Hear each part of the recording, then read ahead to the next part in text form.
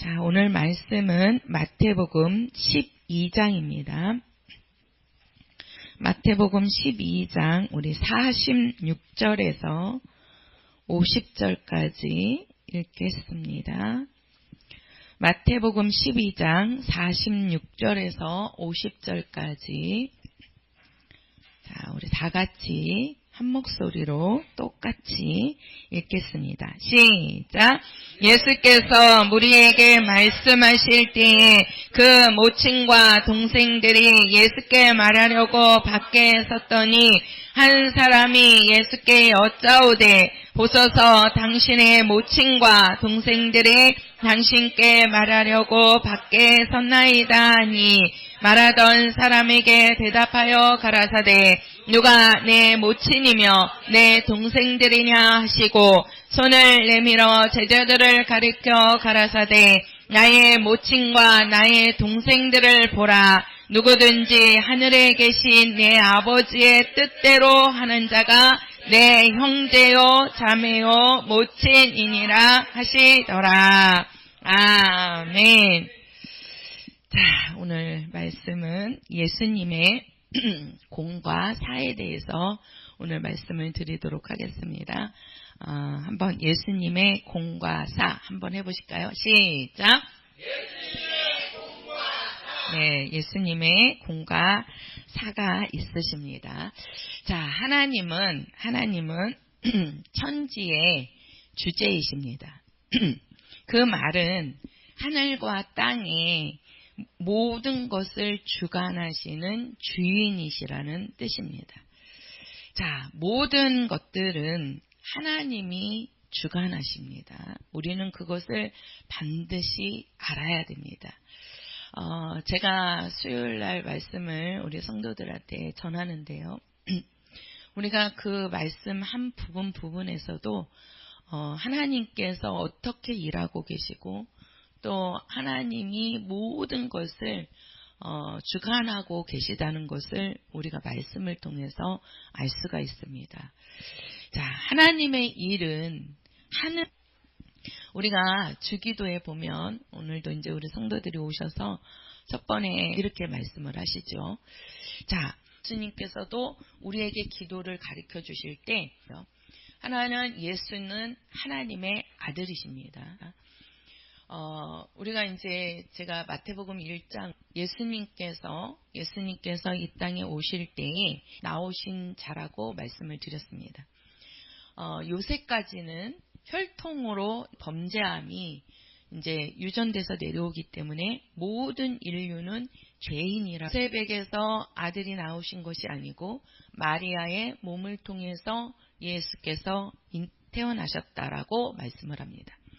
그러니까 우리는 예수님을 뭘로 우리가 알아야 되느냐? 예수님은 하나님의 아들이시라는 것. 또 하나는 여인의 몸에서 예수님이 태어나셨는데 우리가 그 말을 다시 얘기하면 예수님은 하나님의 아들이시면서 사람이신 그리스도이시라는 것을 뜻하는 겁니다. 우리가 그 말을 다시 말이에요. 인자. 그래서 우리가 마태복음에도 인자가 온 것은 이렇게 말씀을 합니다. 인자가 온 것은 어디는 예수를 하나님의 아들이라고 말씀을 하고 어디는 예수를 인자라고 말을 합니다.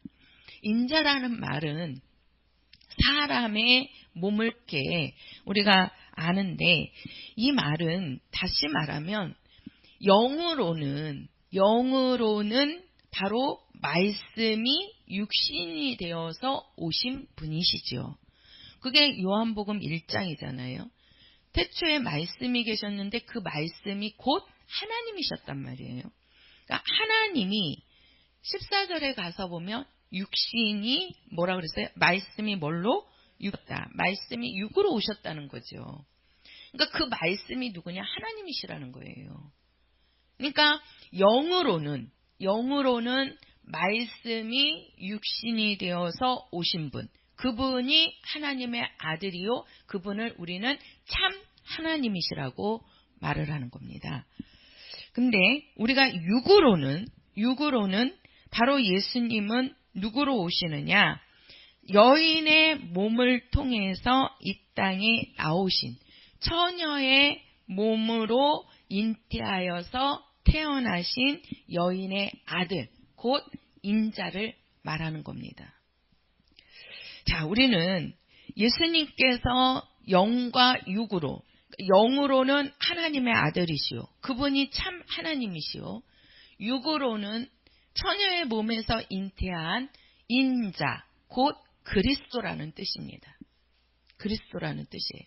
그러니까 우리가 이 두 부분을 보면 예수님은 영과 육의 모든 부분을 예수님은 감당할 수 있고 담당하시는 분이시라는 겁니다.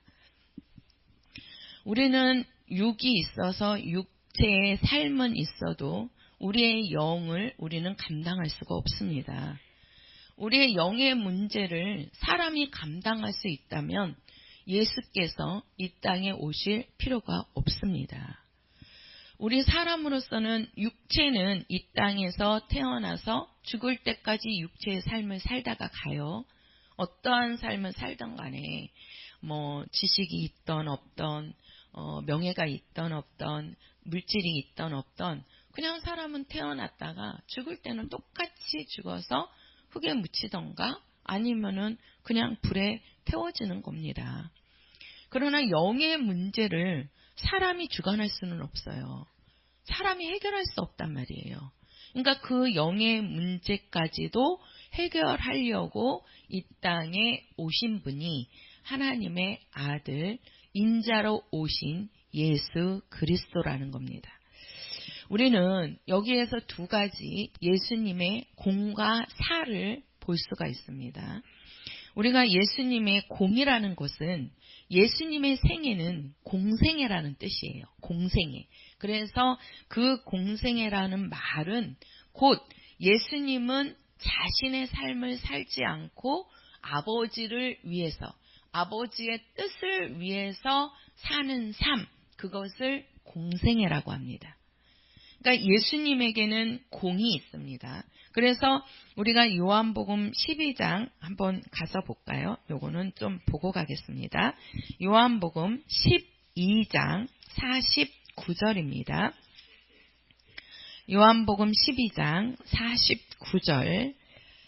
자, 49절.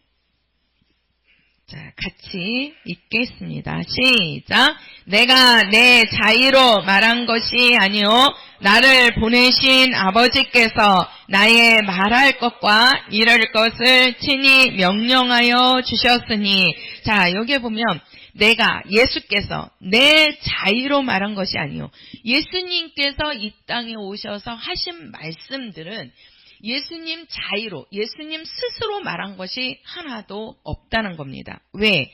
나를 보내신 아버지께서 나를 말할 것과 이룰 것을 친히 명령하여 주셨다는 거죠. 그러니까 예수님께서 이 땅에 오셔서 아버지께서 말씀하신, 예수님 아버지께서 나의 말할 것과 이룰 것을 친히 명령하여 주셨다고 하시고, 그 명령대로 예수님은 바로 내 자의로 말하지 않고 오직 나는 하나님의 뜻만을 전했다는 거죠. 그게 바로 예수님의 공생입니다. 예수님의 공생이에요. 그러면 자, 우리 누가복음 2장 가서 보겠습니다. 누가복음 2장. 자, 우리 누가복음 2장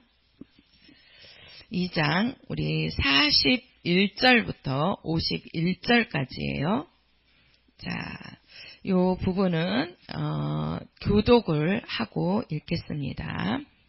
누가복음 2장 41절에서 51절까지. 그 부모가 해마다 유월절을 당하면 예루살렘으로 가더니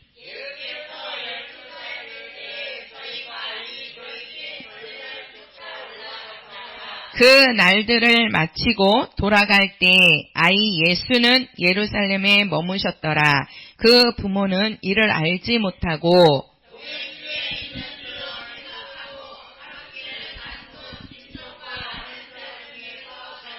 만나지 못함에 찾으면서 예루살렘에 돌아갔더니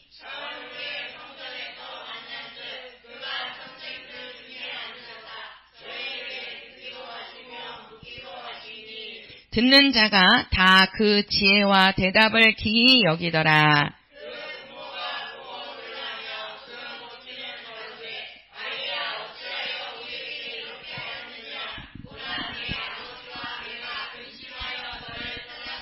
예수께서 가라사대 어찌하여 나를 찾으셨나이까? 내가 내 아버지 집에 있어야 될 줄을 알지 못하셨나이까 하시니, 예수께서 한 가지로 내려가사 나사렛에 이르러 순종하여 받드시더라. 그 모치는 이 모든 말을 마음에 두니라. 51절 우리 같이 읽었어야 되는데요. 자, 여기를 보면 예수님께서 이제 태어나시고 12해가 되는 날, 쉽게 말해서 예수님이 원래 이제 그 침례 받기 전에는 예수님의 삶에 대해서 기록한 부분이 없거든요. 기록한 부분이 없어요.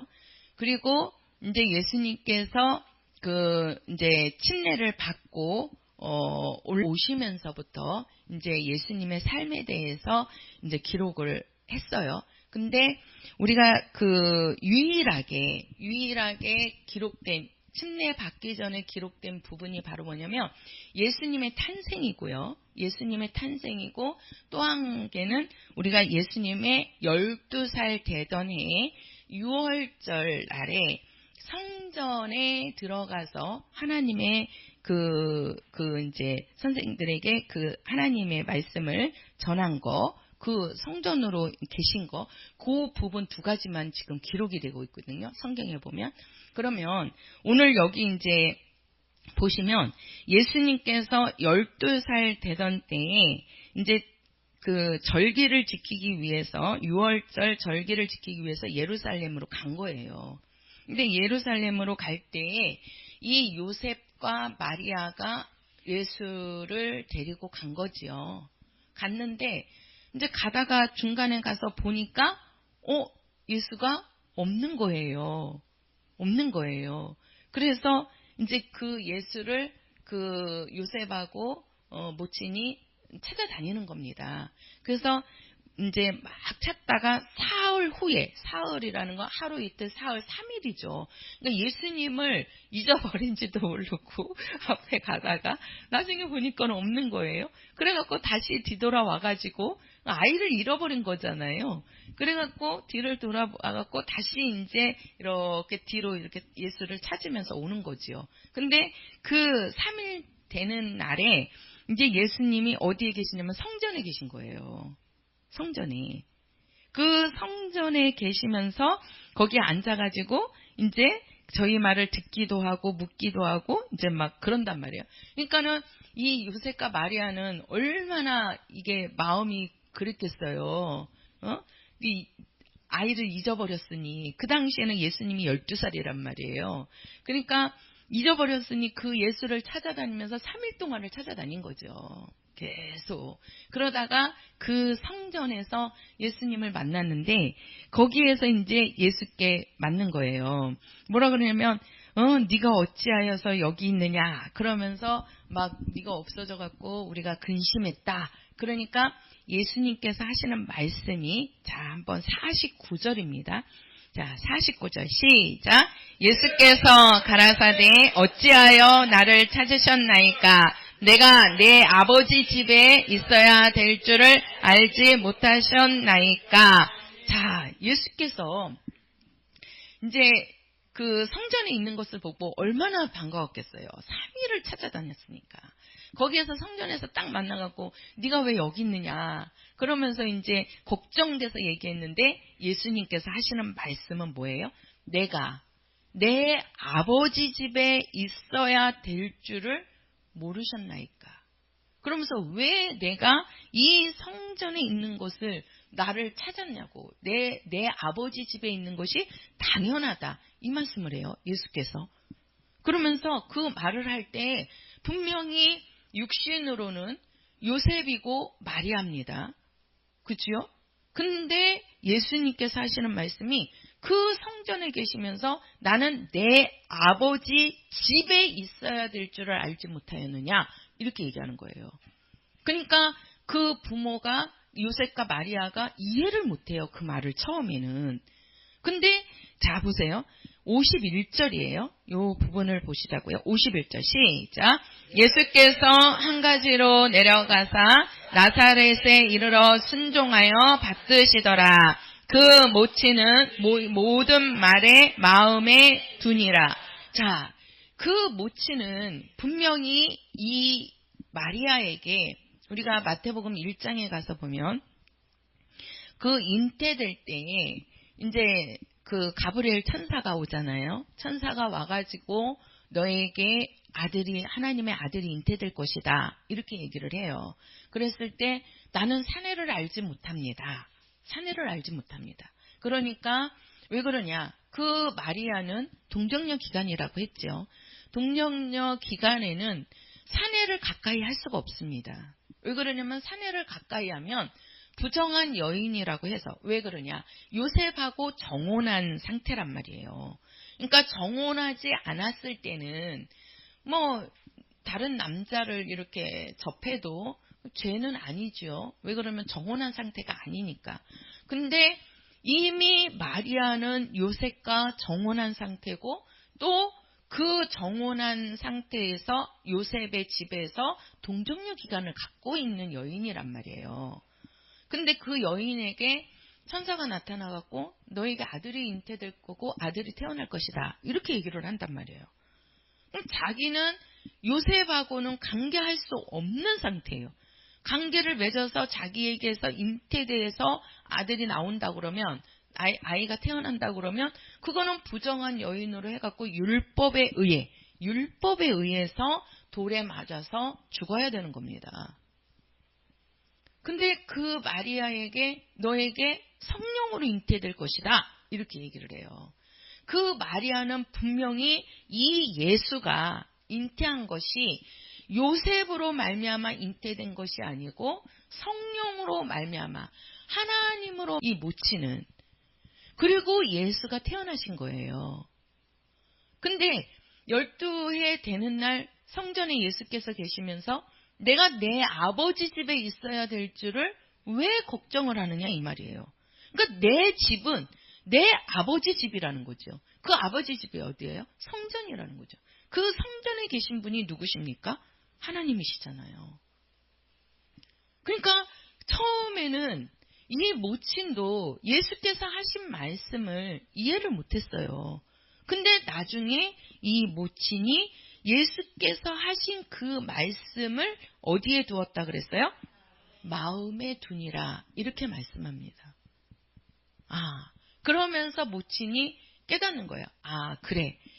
예수는 하나님에 의해서 잉태된 분이시고 예수께서 성전에 계시면서 내가 내 아버지 집에 있어야 될 줄을 알지 못하느냐. 그러면서 예수께서는 하나님의 일을 하시는 분이시구나. 예수의 삶은 하나님의 삶을 사는 자구나 라는 것을 이 모치는 마음에 든 겁니다.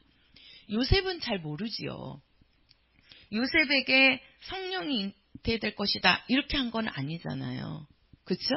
분명히 이 요셉은 고민을 많이 했을 거란 말이에요. 왜 그러냐면 이 마리아가 이 배가 불러오니까 잉태하면은 배가 불러오잖아요. 그러면서 자기는 관계를 안 맺었는데 이 마리아에게서 잉태돼 갖고 배가 불러오니까 얼마나 이 요셉은 고민이 많았겠습니까? 그렇게 고민을 많이 하니까 그 요셉에게도 천사가 나타나서 얘기하잖아요. 두려워하지 말라고. 그러면서 얘기하지만 이 요셉은 그 음성을 들었어도 은연중에 한쪽에서는 이게 진짜 하나님의 뜻으로 나는 건지 아니면은 진짜 부정한 여인이죠. 항상 그 마음이 요셉은 있겠죠. 그러나 마리아만큼은 자기가 알잖아요. 자기가 부정한 여인이 아니고 분명히 이 예수는 하나님의 뜻으로 하나님의 능력으로 잉태된 아이고 잉태되어서 태어났다는 것을 분명히 이 모친은 알고 있단 말이에요. 왜? 자기가 이 요셉과 접해서 잉태된 아이가 아닌 것을 본인은 알잖아요. 그러나 요셉은 천사를 통해서 알려줬지만도 그래도 한쪽에서는 아마 고민스러운 마음이 있을 거란 말이에요. 요셉과 마리아는 좀 더 차이가 있죠. 근데 이 예수께서 그렇게 하시는 말씀을 내가 내 아버지 집에 있어야 할 줄 알지 못하느냐. 그 말을 할 때 이 모친은 그 속에 예수가 하시는 일은 다 하나님 아버지, 하늘에 계신 아버지의 일을 하시고 계시는 거구나 라는 것을 이 모친은 그 마음에 품은 겁니다. 품은 거예요. 그게 바로 예수님이 그래서 나오는 게 바로 뭐냐면요. 예수님이 십자가에 죽으실 때 요거를 같이 연결을 해서 보셔야 돼요. 요한복음 19장 가서 보겠습니다. 자, 이 마음을 모친이 마음에 품고 있습니다. 자, 요한복음 19장입니다. 요한복음 19장. 자, 19장 우리 25절부터 30절까지 보도록 하겠습니다. 25절부터 30절까지예요. 교독할게요. 예수의 십자가 곁에는 그 모친과 이모와 글로바의 아내 마리아와 막달라 마리아가 섰는지라.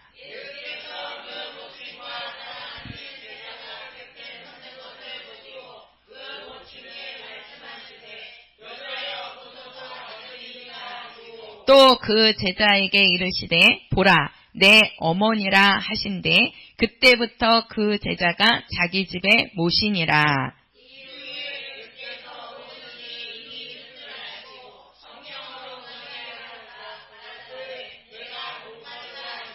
거기 신 포도주가 가득히 담긴 그릇이 있는지라. 사람들이 신 포도주를 먹음은 해용을 우슬초에 메어 예수의 입에 대니 예수께서 신 포도주를 받으신 후 가라사대 다 이루었다 하시고 머리를 숙이시고 영원히 돌아가시니라. 자, 우리가 여기에 보면 이제 예수님이 죽으실 때 예수님이 하신 말씀이에요.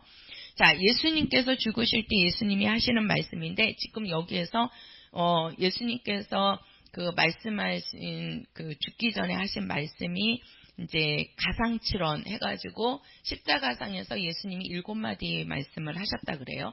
그 7마디 말 중에 지금 2마디가 들어가 있는 겁니다. 하나는 바로 뭐냐면 여자여 져서 아들이니이다. 또 한마디는 내가 다 이루었다. 이 말씀을 하셔요. 십자가에서 죽기 전에 예수님께서 하신 말씀이에요. 근데 우리가 이제 요 2마디를 지금 보시는데, 자, 여기에 보면 이제 예수님께서 십자가에 이제 달려갖고 이렇게 죽으시니까 거기에 예수의 모친도 있고 또 이제 예수의 이모도 있나 봐요. 이모 글로바의 아내 마리아 막달라 마리아. 이게 모친 이름도 마리아인데, 그죠? 3명 이름이 다 마리아예요. 네. 근데 이게 똑같은 인물이 아닙니다. 그게 이제, 글로바의 아내 마리아가 있고, 막달라 마리아가 있고, 예수의 모친 마리아가 있는 거예요. 근데, 이제 이들이 이렇게 서 있는데, 예수님께서 뭐라고 말씀을 하시냐면, 여기서 사랑하시는 제자가 그 모친 곁에 있었다 그러는데, 우리가 요한복음을 읽어보면요. 사랑하시는 제자가 누구냐면 요한을 말하거든요. 요한을. 그러니까 예수님께 12제자가 있었잖아요. 예수님의 제자가 12명이었는데, 그 12명 중에 가장 예수님의 사랑을 많이 받고 예수님이 사랑한 제자가 누구냐면 요한이었어요. 그래서 우리가 요한복음을 읽다가 보면 요한을 뭐라 그러냐면 내 사랑하는 제자 이런 말을 많이 해요. 요한에게. 그러니까 예수님이 그만큼 이 요한을 많이 사랑하셨던 것 같아요. 그러니까 예수님의 12제자 중에 수제자가 누구냐? 그럼 베드로를 꼽잖아요. 그러니까 12명 중에 반장 역할을 한다는 베드로였는데 실제로 예수님의 사랑을 가장 많이 받고 예수님이 사랑한 제자는 바로 요한이었어요. 근데 그 요한이 그 모친 옆에 있는 거예요. 그 모친 옆에. 그러니까 예수님께서 그 요한에게 뭐라고 얘기를 하냐면 그 예수님이 여자여 보소서 아들이니이다 이렇게 얘기를 하고 그 다음에 그 요한에게 네 어머니니라 내 어머니니라 이렇게 얘기를 해요. 그러면서 그 요한에게 그 모친을 부탁을 해요. 그 모친을. 그리고 그 말씀을 들은 요한이 그때부터 그 모친 마리아를 자기 집에 모시고 와가지고 모시는 거예요. 그래서 목사님 맨날 말씀하시잖아요. 우리가 요한계시록을 요한이 기록을 하는데 이 요한이 100세 가까이에 살잖아요. 다른 제자들은 다 일찍 순교한단 말이에요. 다 순교해요. 일찍. 근데 요한만큼은 일찍 죽지 않고 아주 그냥 끝까지 하나님이 살려두시면서 마지막에는 반모섬이라는 곳까지 가게 해가지고 거기서 하나님의 계시를 보고 묵시를 보고 거기에서 기록된 게 요한계시록입니다. 그때까지도 모친 마리아를 모시고 산 자가 누구냐면 이 요한이에요. 예수님께서 이 모친을 그 요한에게 부탁을 한단 말이에요. 내 어머니니라. 원래 그 예수님에게도 그 요셉이 낳은 형제들이 있지요. 있어요. 그래서 그 이제 우리가 유다서도 이 유다가 예수님의 그 아우잖아요. 아우란 말이에요. 그러니까 그 동생이란 말이에요. 있는데도 불구하고 예수님께서는 그 아우들에게 모친을 부탁하지 않고 요한에게 모친을 부탁을 한단 말이에요. 근데 우리가 여기서 보면 여자여 예수님께서 여자여 보소서 아들이니이다 이렇게 얘기해요. 원래는 여자여 하지 말고 원래는 어머니여 이렇게 해야 되잖아요. 그렇죠? 원래는 모친이니까. 근데 예수님께서는 여자여 보소서 아들이니이다 이렇게 말씀을 하시거든요. 우리가 이 말씀을 보면 저도 이제 가끔 극동방송을 듣는데요. 어느 목사님은 이렇게 설명을 하더라고요. 예수께서 여자여 보소서 아들이니이다 이렇게 말씀을 하셨지만 그거는 잘못 말한 거다. 예수님께서 이제 뭐라 그럴까? 잘못 실수한 거다. 이렇게 얘기도 하고 잘못 기재된 거다. 이렇게 말씀하시는 분도 있으시더라고요. 근데 성경은요. 1.1획도 틀린 게 있어요? 없어요? 없어요. 왜 그러죠? 누가 기록했기 때문에? 하나님이 기록을 하셨기 때문에 1.1획 쉽게 말해서 점 하나도. 왜 그러냐? 우리가 성경을 기록이 된 게 원래 처음에 한글로 기록된 게 아니고 영어로 기록된 게 아니에요. 뭐로 기록이 되면 헬라어 히브리어로 기록이 되었단 말이에요. 우리가 그 헬라어 히브리어를 보면 나중에 그 헬라어를 보면은요. 그 헬라어에는 아주 제가 한번 그 프린트 해갖고 보여드린 적이 있죠. 왜 그러냐면은 이제 우리가 신학교에 들어가면 헬라어, 히브리어 공부를 한단 말이에요. 왜 그러냐면 이 성경의 원문이 헬라어, 히브리어로 기록이 됐기 때문에 그 원문의 원어 뜻이 무엇인지를 봐야 되기 때문에 신학을 하게 되면 기본적으로 헬라어, 히브리어 공부를 해요. 근데 이제 우리 성도들은 그 헬라어 히브리어를 모르시니까 거기에 보면 이제 막 이렇게 기역자도 있고 막 미은자도 있고 막 그냥 디귿자가 하나 뚫린 게 있고 위로 뚫린 게 있고 막 그래요. 근데 그게 이제 나중에 헬라어로 갈 때에는 뭐가 붙느냐면 점들이 이렇게 붙어요. 점들이.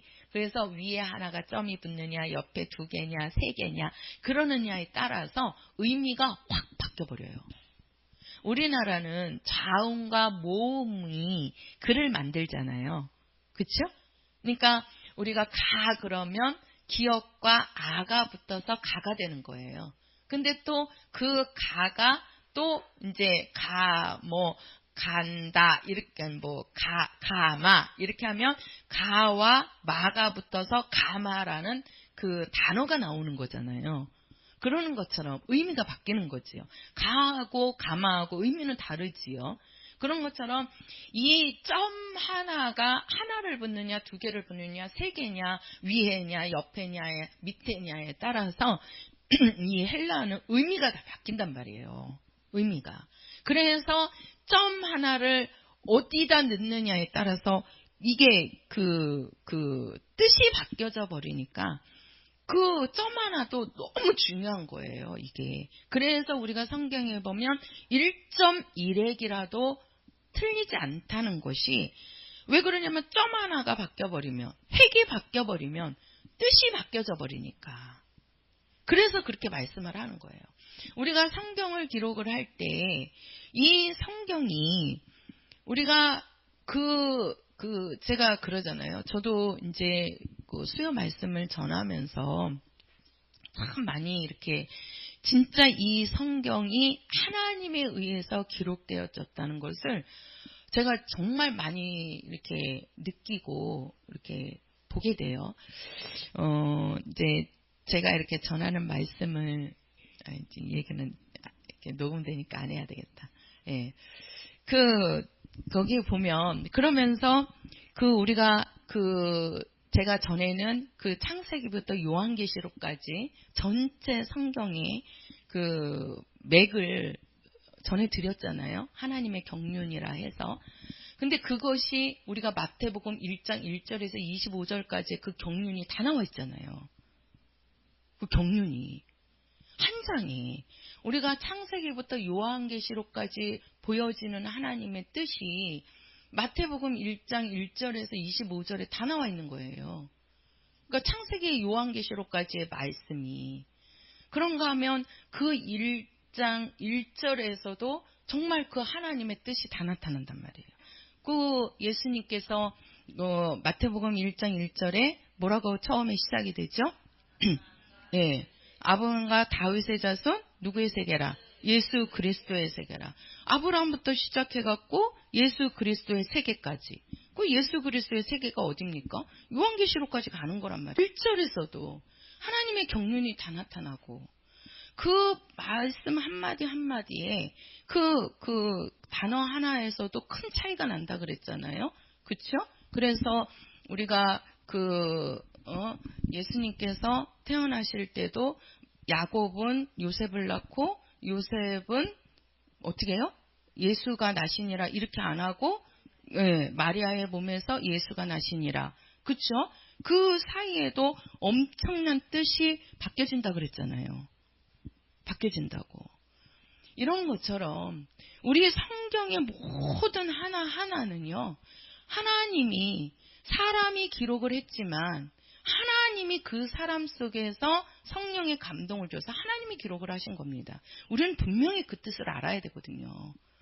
그래서 우리가 이 성경을 통해서 하나님의 뜻을 우리가 알 수 있고 그 뜻대로 우리가 살아가야 되는 거거든요. 그러니까 우리가 지금 여기서도 여자여 보소서 아들이니이다 할 때 예수님이 실수해갖고 여자여 보소서 아들이니이다 하신 것이 아니란 말이에요. 어떤 목사님 그렇게 설교를 하시더라고요. 예수님이 실수하신 거라고. 제가 직접 들었어요. 그 설교 말씀을. 근데 예수님이 실수하신 것이 아닙니다.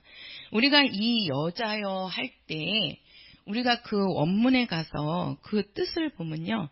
여인이여, 여자여, 여인이여 하는데 그 여인이여 할 때 그 뜻은요. 원문에 가서 그 뜻을 보면 기부인이여. 쉽게 말해서 우리가 기부인이라는 말씀 무슨 말씀이죠? 우리가 기부인 할 때는 어떤 자에게 기부인이라고 하냐면요. 우리가 이제 대통령이 어느 외국으로 이제 순방 부부가 같이 가잖아요. 그렇죠? 부부가 같이 가요. 그래서 대통령이 가고 또 이제 우리가 이제 대통령 부인이지만 부인이라고 안 하고 뭐라고 얘기하죠? 그렇죠? 영부인이라고 하죠. 그죠? 영부인이라고 하잖아요. 그냥 누구의 아내 이렇게 안 한단 말이에요. 영부인이요. 이렇게 영부인이다. 이렇게 얘기를 한다. 그게 대통령의 그 아내에 대한 그 높임이란 말이에요. 최고의 높임. 우리가 대통령 하면 대통령은 이름이 아니죠. 대통령은 이름이 아닙니다. 대통령에게는 각자의 이름이 있어요. 이렇게 이제 이렇게 지금은 윤석열 대통령이니까 윤석열이라는 그 이름이 있는 거잖아요. 근데 그 이름 뒤에 대통령이라는 게 붙은단 말이에요. 이게 옛날에는 이제 대통령이라 안 하고 그 대통령한테 각하 이렇게 얘기했다고요. 각하. 그게 높임말이란 말이에요. 대통령이라는 말은 최고의 높임말이라고요. 나라의 머리라는 뜻이에요. 나라의 머리. 그래서 그 이름 뒤에 대통령 아니면은 대통령 각하 이렇게 하는 거예요. 우리도 편지를 보내면 그냥 내 밑에 아이들한테 보낼 때는 그냥 이름만 쓰죠. 근데 나보다 나이가 많은 분들, 또는 어르신 분들에게 어떤 우편을 보낼 때는 항상 그 이름을, 성함을 쓰고 그 뒤에 뭐를 붙여요? 기하라는 말을 붙이잖아요. 이게 높임말이란 말이에요. 높임말. 이게 우리가 여자여 보셔서, 아니, 어머니를 보고 여자여 했을 때는 우리가 이거 진짜 이게 싸가지 없는 거 아니냐 이렇게 생각을 하는 거잖아요. 에? 그쵸? 우리가 아니 어머니를 제가 지금 우리 어머니가 여기 계시는데 어머니를 보고 어머니 아니면은 권사님, 정량인 권사님 이렇게야 옳은 거지. 내가 우리 어머니를 보고 여자요 이렇게 하면 듣는 사람들이 얼마나 저게 못 배워갖고 저러느냐 이렇게 생각을 하는 거잖아요. 그 목사님도 그렇게 생각을 하신 거예요. 우리가 얼핏 생각하면 그렇게 생각을 할 수 있지만 그게 아니란 말이에요. 그러니까 이 여자여 할 때 그 여자는 여인이요. 그러면서 기부인이요. 쉽게 말해서 대통령의 영부인이요. 이런 뜻을 갖고 있는 거예요. 그러니까 최고의 높임말이라는 거예요. 그러니까 아들로서 그 모친을 최고의 그 높임말로 그 여인이요 한 거란 말이에요. 우리는 정반대로 생각을 하잖아요. 그러니까 이 원뜻을 모르면 이렇게 어긋나 버리는 거예요. 그러니까 여자여 보소서 아들이니다 할 때 그 모친을 최고로 높여준 겁니다. 이 싸가지 없어갖고 막 낮춘 말이 아니고 최고로 높여서, 그러니까 대통령 영부인처럼 영부인격의 그 높임말을 쓴 게 여자여 이 말을 쓴 거예요. 그러면서 보소서 누구니다? 아들이니다. 그러니까 육체로는 이 모친의 몸을 통해서 난 아들이라는 거죠. 그게 우리가 마태복음 1장에 그 동정녀에게서 성령으로 잉태된 아들, 쉽게 말해서 처녀의 몸으로 나신 분, 그분이 예수시죠. 그 예수를 성경에서는 인자라고 했단 말이에요. 그 인자를 말하는 거란 말이에요. 인자를. 그러니까 인자가 오셔서 하신 일이 있고 하나님의 아들로서 하신 일이 있는 거예요. 그것을 우리는 예수님의 공과 사라고도 하고, 그 말을 조금 더 신학으로 어려운 말을 쓰면 예수님에게는 신성이 있고 인성이 있다라고 얘기하는 거예요. 하나님의 성품이 있고 사람의 성품이 있다는 거죠. 그 말을 다시 얘기하면 예수님은 하나님의 아들이시고 곧 그분이 참 하나님이시고 그분은 인자이시다. 이 말과 같은 겁니다. 그래서 예수님께서는 여자여 보소서 아들이니다 이 말을 할 때에는요, 그 모친을 최대한으로 높이면서 그래도 이 육체는 마리아 모친의 몸을 통해서 나오셨잖아요. 그러니까 그거는 이 예수님의 사람의 생각이란 말이에요. 그러면서 그래도 이 모친을 통해서 낳았으니 그 모친을 누구에게 부탁하냐면 요한에게 부탁을 하는 겁니다. 그 요한에게. 그리고 하나님은 어떻게 해요? 그 모친을 끝까지 모실 수 있도록 다른 제자들은 다 순교해서 죽게 만드시고, 그죠? 이 요한만큼은 죽이려고 그렇게 해도 죽어요, 안 죽어요? 안 죽는 거예요. 그러니까요, 우리가 살고 죽는 것도 하나님이 허락지 아니하시면 안 된다는 거예요. 그래서 제가 첫 번에 하나님은 천지의 주제이시다라는 말은 하늘과 땅의 모든 것을 주관하시는 분은 하나님이시라는 겁니다. 응? 그 제자들은 다 또 순교해서 죽는데, 그 순교해서 죽는 것도 하나님이 허락하시니까 제자들이 순교해서 죽는 거예요. 왜? 그렇게 순교해서 죽으니까 그 순교해서 죽은 그 영혼들의 상이 얼마나 크고 하늘나라 가서 받을 영광이 얼마나 크겠습니까? 그들이. 근데 또 요한은 그 모친을 부탁했잖아요. 예수께서. 그 모친을 부탁을 했으니까 그 모친이 죽을 때까지는 그 요한이 그 모친을 어떻게 해야 돼요? 모셔야 되잖아요. 예수님이 부탁한 거니까. 그러니까 이 요한은 그렇게 죽이려고 해도 죽이지 않고 죽지 않고 끝까지 남아가지고 그 모친을 섬기면서 그 모친을 받들면서 마지막에 밤모섬에서 요한계시록까지 쓰고 그가 하나님 나라에 가게 되는 겁니다. 이 모든 하나하나가 하나님이 하시는 일입니다. 일이에요. 그래서 우리가 그 모친을 생각하는 그 마음, 사람을 생각하는 마음이죠. 그 마음은 바로 예수님의 삽니다. 예수님의 삽니다. 그러나 그 뒤에 가서 보면 30절에 가서 보면요. 예수께서 신 포도주를 마신 후 가라사대 다 이루었다 하시고 머리를 숙이시고 영원히 돌아가시니라. 여기에서 예수님께서 다 이루었다 하신 말씀은 이것은 예수님의 공입니다. 예수님의 공생애를 말한다는 거예요. 예수님께서 하나님의 뜻을 가지고 이 땅에 와서 그 말씀대로 살고 그 말씀대로 이루시는 거. 죽기까지 하나님의 뜻을 이루시잖아요. 그러면서 예수님께서 마지막 하시는 말씀이 내가 다 이루었다. 그거는 예수님의 공생애를 말씀하는 겁니다. 그러니까 우리가 여기 두 마디에서도 예수님의 공과 사를 알 수가 있습니다. 자, 우리가 예수님의 공과 사를 어떻게 더 알 수 있는지 한번 더 보도록 할게요. 자, 여기 우리가 마태복음 12장 가서 보겠습니다. 마태복음 12장. 자, 마태복음 12장입니다. 12장 46절이에요. 46절. 오늘 본문이죠. 오늘 여기 본문에 가서 보면, 자, 예수님께서 그 본문에서 그 예수님의 모친과 동생들과 또 이제 왔잖아요. 그쵸? 예, 왔어요. 그러니까, 그 제자들이 뭐라고 하냐면, 예수님, 당신의 모친과 동생들이 당신께 말하려고 밖에 서 있습니다. 이렇게 얘기를 하는 거예요. 그러면 그래? 모친과 동생들을 이렇게 모셔와라.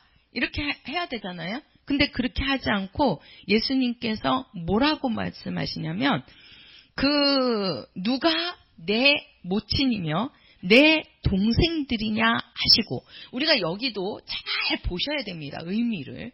여기도 우리가 오해하면요, 예수님께서 모친과 동생들을 무시한 것이라고 볼 수가 있어요. 근데 여기에 우리가 잘 내용을 보면 예수님께서 모친과 동생들을 무시한 게 아니에요. 여기도 어떤 분들은 아니 예수님에게 모친과 동생들이 왔는데 누가 내 동생이고 모친이냐 그러면서 아버지의 뜻대로 하는 자가 내 동생이고 모친이다.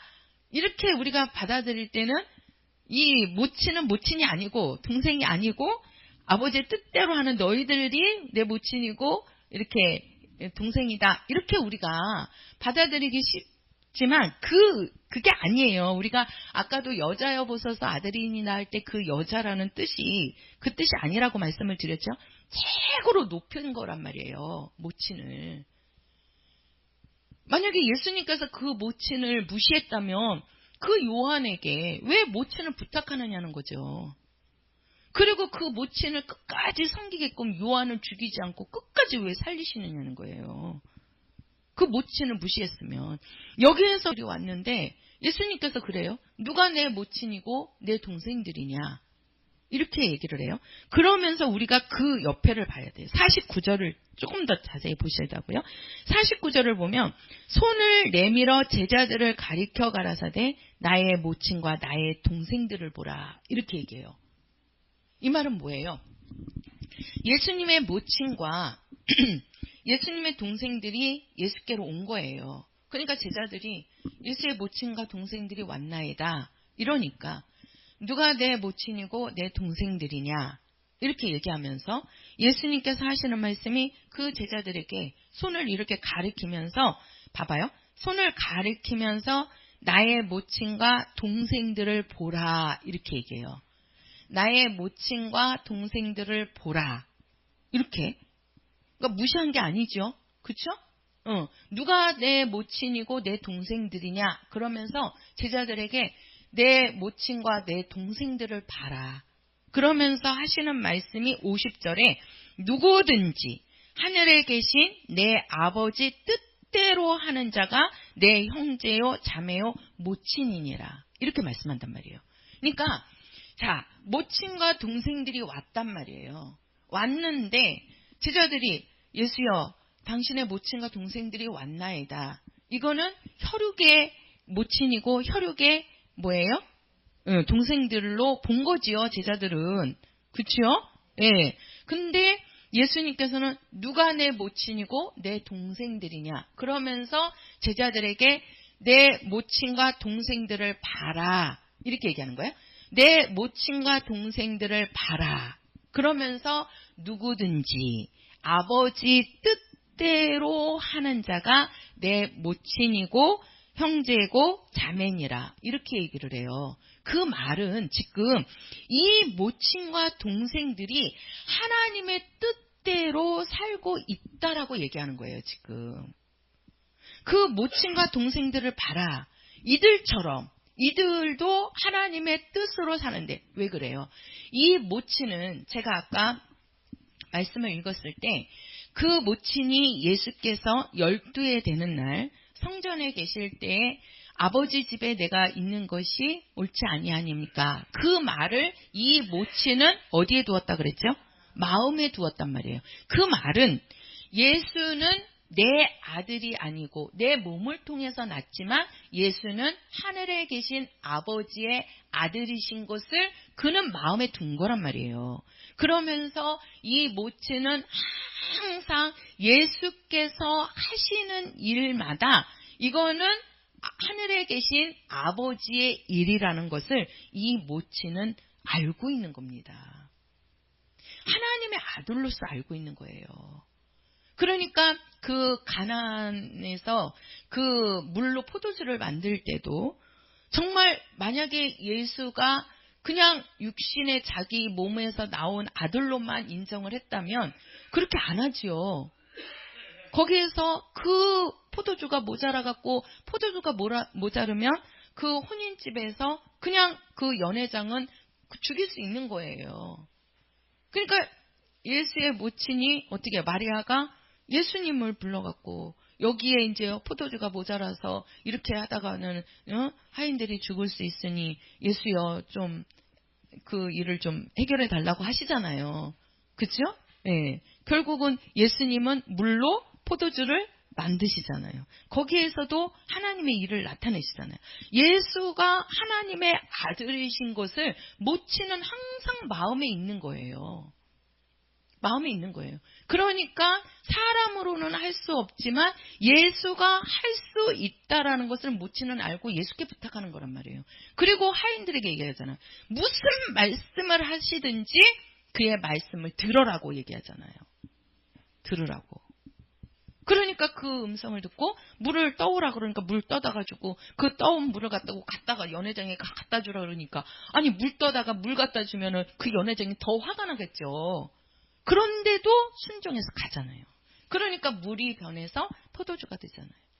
하나님의 능력을 보이는 거지요. 그러니까 모친 속에는 항상 그게 있는 거예요. 예수는 하나님의 아들이라는 것을. 그러니까 항상 예수가 하시는 일을 이것은 예수 하시는 일은 곧 하늘에 계신 아버지의 뜻이다. 아버지의 일이라는 것을 알고 있는 거죠. 그러니까 예수께서도 그 모친과 동생들을 너희들은 봐라. 이렇게 봐라. 그러면서 그 뭐라 그랬어요? 그 모친과 동생들도 아버지의 뜻으로 살고 있다는 거죠. 뜻으로 살고 있다는 거예요. 그러니까 그러면서 누구든지 이렇게 얘기하는 거예요. 누구든지 하늘에 계신 내 아버지의 뜻대로 하는 자가 내 형제요 자매요 모친이다. 내 모친도 내 동생들도 하나님의 뜻으로 살고 있지만 너희들도 하늘에 계신 아버지의 뜻대로 산다면 너희들도 나에게 형제고 자매고 모친이 될 수 있다라고 얘기하는 겁니다. 예수께서는. 그것을 바로 우리가 바로 뭐냐? 여기에서도 분명히 아버지의 뜻대로 이렇게 얘기하는 거죠. 뜻대로 사는 거. 그게 바로 우리의 공입니다. 예수님의 공생입니다. 자, 우리가 마태복음 10장 가서 보세요. 우리가 마태복음만 제가 좀 볼게요. 왔다 갔다 하면 힘드시니까. 10장 38절 가서 보겠습니다. 10장 38절 시작. 또 자기 십자가를 지고 나를 쫓지 않는 자도 내게 합당치 아니하니라. 자, 우리도 마찬가지입니다. 우리도 자기 십자가를 지고 뭐라고 그랬어요? 나를 쫓지 않는 자는 내게 합당하다, 합당치 않다? 합당하지 않다. 이렇게 얘기를 해요. 16장 가서 보세요. 16장 21절. 자, 16장 21절입니다. 21절에서 우리 24절까지 시작. 이때로부터 예수 그리스도께서 자기가 예루살렘에 올라가 장로들에게 대제사장들과 서기관들에게 많은 고난을 받고 죽임을 당하고 제3일에 살아나야 할 것을 제자들에게 비로소 가르치시니 베드로가 예수를 붙들고 가나여 가로되 주여 그리 마옵소서 이 일이 결코 주에게 미치지 아니하리이다. 예수께서 돌이키시며 베드로에게 이르시되 사단아 내 뒤로 물러가라. 너는 나를 넘어지게 하는 자로다. 내가 하나님의 일을 생각지 아니하고 도리어 사람의 일을 생각하는도다 하시고 이에 예수께서 제자들에게 이르시되 아무든지 나를 따라오려거든 자기를 부인하고 자기 십자가를 지고 나를 쫓을 것이니라. 자, 예수께서 지금 베드로에게 하시는 말씀인데요. 그 위에 13절부터 가서 보면 그 베드로들이 인자를 누구라 하느냐. 여기서는 인자를 얘기하잖아요. 사람들이 인자를 누구라 하느냐. 그러니까 더러는 침례 요한, 엘리야, 어떠는 예레미야나 선지자 중에 하나 이렇게 얘기합니다. 그럼 예수님께서 베드로에게 물어요. 너는 나를 누구라 하느냐. 그러니까 주는 그리스도시요 살아계신 하나님의 아들이십니다. 이렇게 얘기합니다. 자, 사람들이 나를 누구라 하느냐. 그러니까 사람들은 예수를 인자로 본 겁니다. 인자로 본 거예요. 그러니까 침례 요한이 나오고 엘리야가 나오고 예레미야가 나오고 선지자 중에 하나라고 얘기하는 거예요. 그러나 베드로의 고백은 예수를 인자로 본 게 아니고 하나님의 아들로 보았습니다. 하나님의 아들로. 그래서 주는 그리스도시요 살아계신 하나님의 아들이십니다. 그러니까 예수님께서 칭찬을 엄청 해요. 야, 너 진짜 복이 있다. 이거를 알게 한 것은 하늘에 계신 하나님 아버지가 너를 알게 한 거다. 칭찬을 엄청 들었단 말이에요. 베드로가. 근데 그 밑에 가서 바로 또 예수님이 내가 죽어야 하느니라. 그러니까 예수님께서 뭐라 그래요? 죽지 마소서 이렇게 얘기하잖아요. 베드로가. 그렇잖아요? 예. 그러니까 죽지 마소서 하니까 이 베드로는 위에 가서는 하나님의 아들이시고 그것을 이야기하다가 그러니까 이제 영의 얘기를 한 거지요. 근데 그 밑에 가서는 뭐라고 그랬어요? 예수님이 죽어야 하느니라 하니까 이게 이제 하나님의 뜻으로 생각지 않고 사람의 뜻으로 생각을 하고 말을 하는 거예요. 그러니까 죽지 마소서. 그러니까 예수님이 또 그 베드로를 보고 뭐라 그럽니까? 사단아 물러가라. 아니 졸지 그 위에서는 야, 너 참 복이 있다. 이거를 알게 한 거는 하나님이 알게 한 거다. 그랬다가 그 밑에서는 사단이라는 말까지 들어요. 이게 그죠? 그러니까 왜 그러느냐? 하나님의 뜻을 생각하니까 너를 이렇게 알고는 하나님이 알게 하신 거다. 이런 예수님의 칭찬을 듣는데 그냥 갑자기 사람의 일을 생각하니까 이게 뭐가 되는 거예요? 사단이 되는 거예요. 그러니까 우리의 삶도요. 하나님의 일을, 그래서 우리가 하나님의 일을 생각하는 게 이게 공이고요. 사람의 일을 생각하는 게 이게 사입니다. 그러니까 쉽게 말해서 우리가 공이라는 것은 공생애를 얘기하는 거고 사라는 것은 사생활을 얘기하는 거예요. 나의 삶, 사람의 삶을 사생활이라 그러는 거고 하나님의 뜻으로 사는 것을 공생애라고 하는 거예요. 예수님께서도 제가 이제 여기 보면은 시간이 그러니까 제가 설명을 드릴게요. 우리가 마태복음 22장 17절에서 22절에 보면 그 사람들이 와가지고 예수님께 뭐라고 얘기하냐면 반세계를 가지고 이것을 우리가 누구에게 바치는 것이 옳으니까 이렇게 얘기해요. 그러니까 예수님께서 뭐라고 얘기하냐면 그것을 이렇게 그 동전에 화상을 봐라. 그러니까 그려진 그림을 보라는 거죠. 그러니까 가이사의 그러니까 예수님께서 가이사의 것은 가이사에게 하나님의 것은 하나님께 드려라 이렇게 얘기를 해요. 그 말씀이 17장에 가서 보면 예수님께서 뭐라 그러냐면 세금을 내는 부분이 나와요. 세금을 내는 부분이. 그러면서 제자들이 물어요. 우리가 이 세금을 내는 곳이 옳습니까? 하고 묻는 거예요. 그러니까 예수님께서도 그때 가이사의 것은 가이사에게 바치고 하나님의 것은 하나님께 바쳐야 된다. 이렇게 얘기를 하시는 거예요. 그러면서 너희들이 가이사에게 내는 세금은 바치는 것이 옳다. 그러면서 뭐라 그러냐면 예수님은 돈이 없잖아요. 그러니까 제자들에게 뭐라 그러냐면 바다에 가서 물고기를 잡으라 그래요. 물고기를 딱 잡았거든요. 근데 물고기 입을 벌려보니까 거기에 뭐가 있어요? 돈이 나와요. 예수님은 돈이 없으니까 예수님은 하나님의 아들로서 그분은 하나님으로서 뭐든지 다 할 수 있잖아요. 물고기를 잡아갖고 오니까 거기 입을 열으니까 거기에 돈이 나오는 거예요. 그러니까 그 돈을 주면서 그걸 갖고 가이사에게 세금을 낼 것을 내라. 이렇게 얘기한단 말이에요. 우리도 마찬가지입니다. 정말 예수님께서 그런가 하면 또 이제 예수님께서 죽으실 때도 그게 이제 예수님의 사람 말이에요. 그러니까 육신으로는 인자로 오셨기 때문에 육신으로 왔을 때는 모친이니까 모친을 모시라고 하는 거고 또 가해사에게 세금을 바칠 것은 세금을 내야 된다는 거예요. 예수님께서 십자가에 죽으실 때도 뭐라고 기도하십니까? 정말 예수님께서 땀방울이 핏방울 되도록 아버지 내가 할 만하시거든 이 잔을 내게서 옮기시옵소서. 그 잔은 예수의 죽음을 말하죠. 내가 죽지 않고 갈 수 있는 길이라면 죽지 않고 할 수 있게 해주세요. 그렇게 기도하시잖아요. 그게 예수님의 사람 말이에요. 근데 예수님이 나중에는 뭐라 그럽니까? 내 뜻대로 하지 마시고 누구의 뜻대로?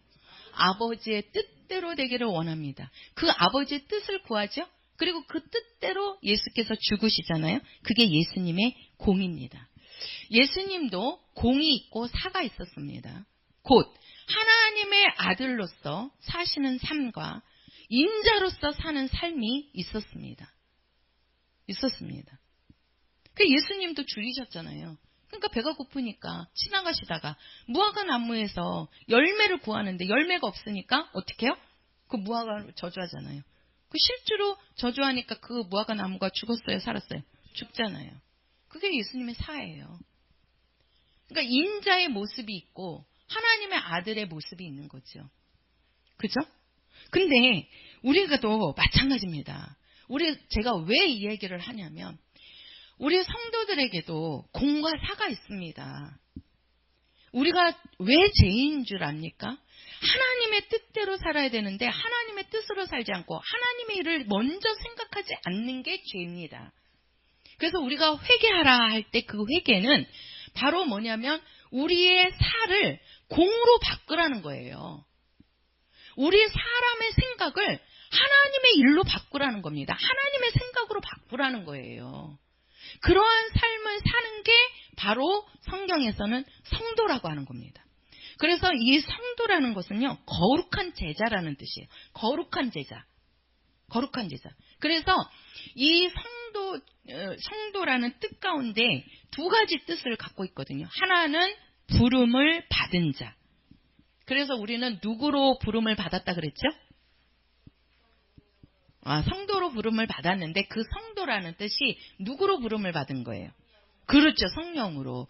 제자, 예수의 직접 부름을 받은 자를 제자 또는 사도라고 칭한 거예요.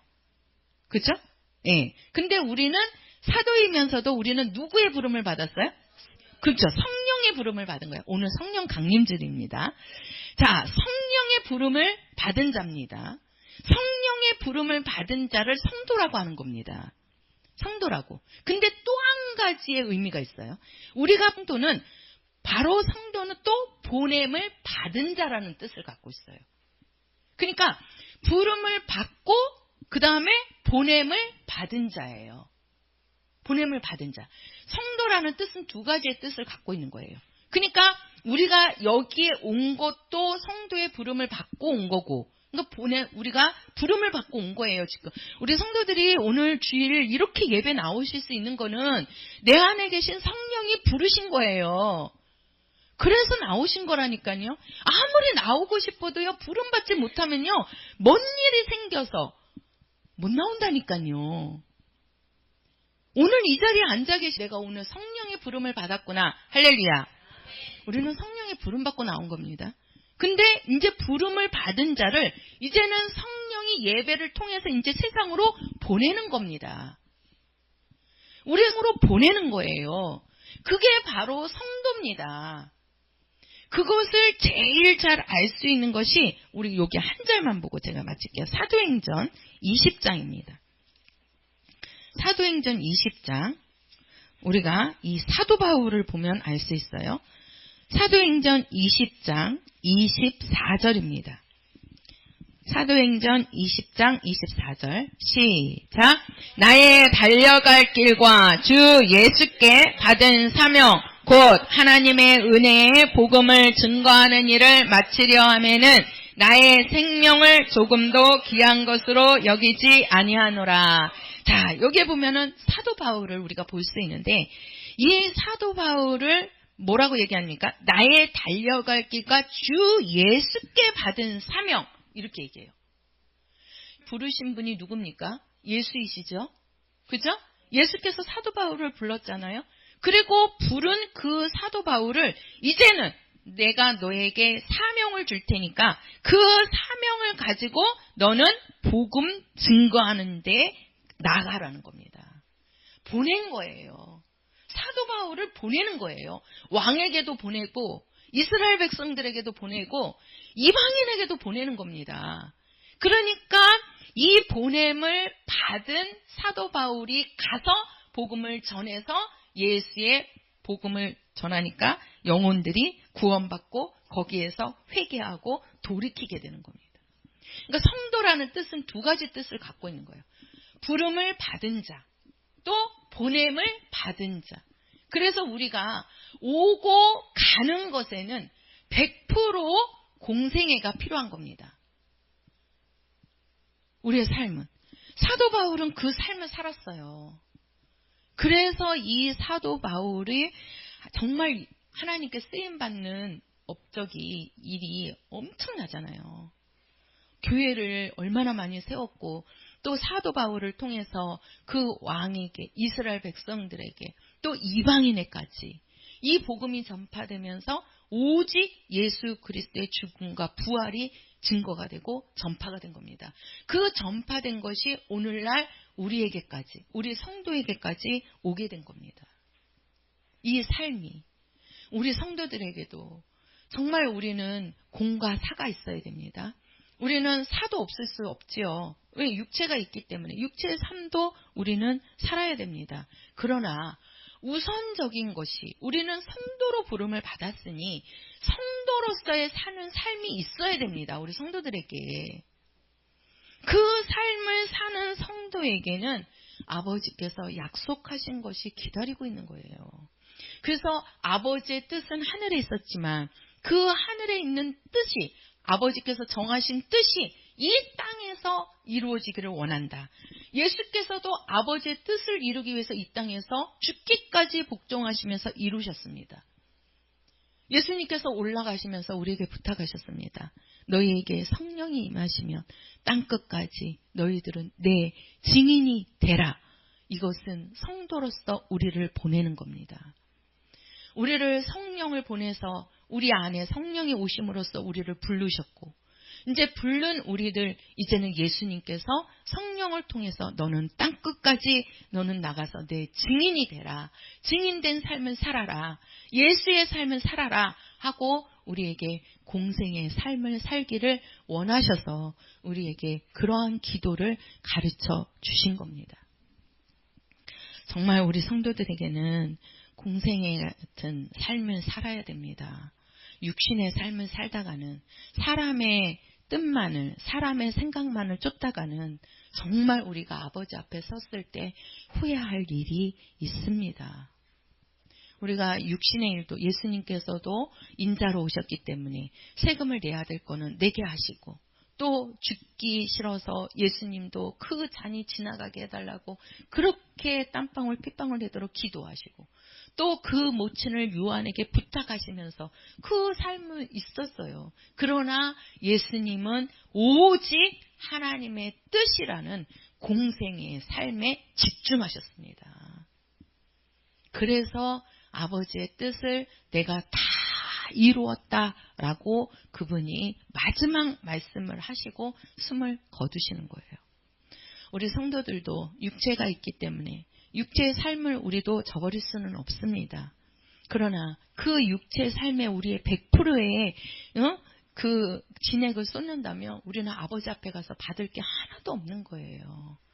그래서 우리는 사람의 뜻을 생각하지 말고 하나님의 뜻을 생각해서 하나님의 일에 쓰임 받으시는 그러한 우리 정말 성도들이 되시기를 예수의 이름으로 부탁을 드립니다.